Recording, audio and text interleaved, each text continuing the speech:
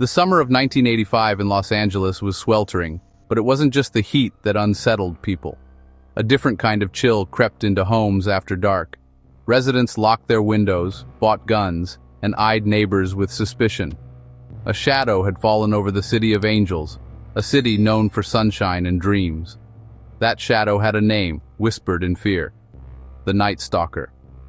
He moved silently through the suburbs, leaving horror in his wake. His victims were young and old, men and women, rich and poor. The randomness was part of the terror. No one felt safe. The police were baffled, the media frenzied, the city on edge. The Night Stalker wasn't just a criminal. He was chaos incarnate. He shattered the illusion that you're safe in your own home. Evil, it seemed, could be just a window latch away. Who was this person? What drove him to inflict such suffering?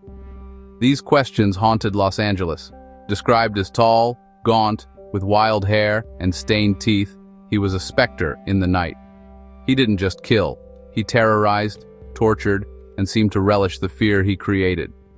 Sometimes, he lingered in his victims' homes for hours, eating their food, talking to them. This intimacy made his crimes even more disturbing. The story of the Night Stalker is more than a true crime tale. It's about a city under siege. It's about the darkness that can hide in plain sight, and the fragility of our sense of security. The search for the Night Stalker became a desperate race against time. Every night he remained free. The city held its breath. Who would be next? The fear was a living thing, growing stronger with each passing day. Los Angeles was no longer the city of angels. It was a city haunted by a demon, and the nightmare was only beginning. To understand the Night Stalker, we must look at Richard Ramirez. Born in El Paso, Texas in 1960, his childhood was marked by violence and trauma. His father was abusive. Richard suffered head injuries and witnessed brutality at home. His cousin Mike, a Vietnam veteran, exposed him to graphic violence and dark ideologies. At 13, Richard saw Mike murder his own wife. This event seemed to solidify something dark within him. Richard became withdrawn, obsessed with the occult, and started using drugs. He dropped out of school, drifting into petty crime and addiction. By the early 1980s, Ramirez moved to California, living on the streets and in cheap motels. His crimes escalated to support his habit. He was a loner, steeped in heavy metal and satanic themes, seeing himself as an outsider. No longer just troubled, he was becoming a predator. Los Angeles would become his hunting ground. The terror began in the summer of 1984, though at first, the attacks seemed unrelated. Soon, a pattern of brutality emerged. The Night Stalker targeted homes late at night, slipping in through unlocked doors or windows. He cut phone lines, moved silently, and struck with chilling confidence. His methods were savage: guns, knives, tire irons, bare hands. He demanded victims swear allegiance to Satan, leaving pentagrams as his signature. This wasn't just about violence, it was about terror and domination. In March 1985, he shot Maria Hernandez, who survived, but killed her roommate Dale Okazaki. The attacks grew more frequent and savage. Men, women, children, no one was safe. The oldest victim was 83, the youngest just 6. The randomness meant everyone felt vulnerable. Sometimes he lingered in homes, eating, talking, ransacking. The media dubbed him the Night Stalker, a phantom haunting the night. The summer of 1985 became a season of locked doors and sleepless nights. Los Angeles was gripped by a horror it had never known. The city's sense of safety was shattered.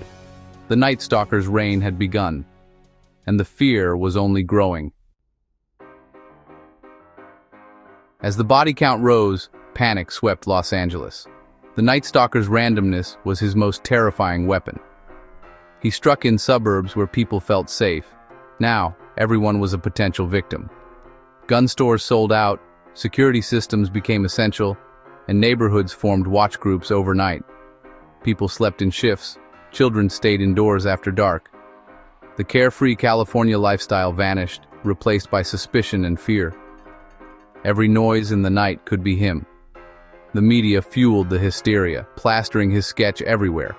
The Night Stalker became a modern-day boogeyman. For police, the case was a nightmare. No clear motive, no pattern. A massive task force was formed, but Ramirez was careful, leaving few clues. The pressure on law enforcement was immense. The public demanded answers, but the attacks continued. With each new crime, the city's fear deepened. The Night Stalker seemed unstoppable. Los Angeles was under siege. The investigation was one of the largest in Los Angeles history. Detectives worked around the clock, piecing together clues from scattered crime scenes. Ramirez was careful, wearing gloves, wiping surfaces, leaving little evidence. A breakthrough came with a partial shoe print, an Avia sneaker, rare in the area.